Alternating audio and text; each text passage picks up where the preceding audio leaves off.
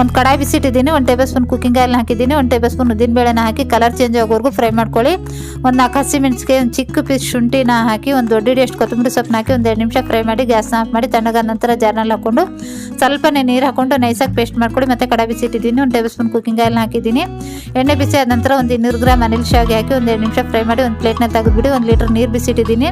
ನೀರು ಚೆನ್ನಾಗಿ ಕುದಿಯುವಾಗ ರುಚಿಗೆ ತಕ್ಕಷ್ಟು ಉಪ್ಪು, ಒಂದು 2 ಟೀ ಸ್ಪೂನ್ ಕುಕ್ಕಿಂಗ್ ಆಯಿಲ್ನ ಹಾಕಿ ಶಾವಿಗೆನ ಹಾಕಿ 1 ನಿಮಿಷ ಬೇಯಿಸಿ ಒಂದು ಜರಡಿಯಲ್ಲಿ ಹಾಕಿ ಎಕ್ಸ್ಟ್ರಾ ನೀರು ತೆಗೆದುಬಿಡಿ. ಕಡಾಯಿ ಬಿಸಿಟ್ಟಿದ್ದೀನಿ, ಒಂದು 2 ಚಮಚದಷ್ಟು ಕುಕ್ಕಿಂಗ್ ಆಯಿಲ್ನ ಹಾಕಿದ್ದೀನಿ. ಎಣ್ಣೆ ಬಿಸಿ ಆದ ನಂತರ 1/4 ಟೀ ಸ್ಪೂನ್ ಸಾಸಿವೆ, 1/4 ಟೀ ಸ್ಪೂನ್ ಜೀರಿಗೆ, 1 ಟೇಬಲ್ ಸ್ಪೂನ್ ಶೇಂಗಾ ಬೀಜ, 1 ಟೀ ಸ್ಪೂನ್ ಉದ್ದಿನಬೇಳೆ, 1 ಟೀ ಸ್ಪೂನ್ ಕಡಲೆಬೇಳೆ ಹಾಕಿ ಸ್ವಲ್ಪ ಫ್ರೈ ಮಾಡಿ ನಂತರ ಒಂದು ಒಣ ಮೆಣಸಿನಕಾಯಿ, ಸ್ವಲ್ಪ ಕರಿಬೇವು ಎಲೆ, ಒಂದು ಈರುಳ್ಳಿ ಹಾಕಿ ಈರುಳ್ಳಿ ಕಲರ್ ಚೇಂಜ್ ಆಗೋವರೆಗೂ ಫ್ರೈ ಮಾಡ್ಕೊಳ್ಳಿ. ರುಬ್ಕೊಂಡಿರೋ ಮಸಾಲೆ, ಒಂದು 2 ಚಿಟಿಕೆ ಉಪ್ಪು, ಒಂದು ಸ್ವಲ್ಪ ನೀರು ಹಾಕಿ 2 ರಿಂದ 3 ನಿಮಿಷ ಚೆನ್ನಾಗಿ ಫ್ರೈ ಮಾಡಿ. ಮತ್ತು ಶಾವಿಗೆ ಹಾಕಿ ಒಂದು ಅರ್ಧ ನಿಂಬೆಹಣ್ಣಿನ ರಸ ಹಾಕಿ ಮಿಕ್ಸ್ ಮಾಡ್ತಾ ಒಂದು 2 ನಿಮಿಷ ಬಿಸಿ ಮಾಡ್ಕೊಳ್ಳಿ. ಗ್ಯಾಸ್ನ ಆಫ್ ಮಾಡಿ. ರೆಡಿಯಾಗಿದೆ ತುಂಬಾ ರುಚಿಯಾಗಿರುವಂಥ ಈ ಬ್ರೇಕ್ಫಾಸ್ಟ್ ರೆಸಿಪಿ.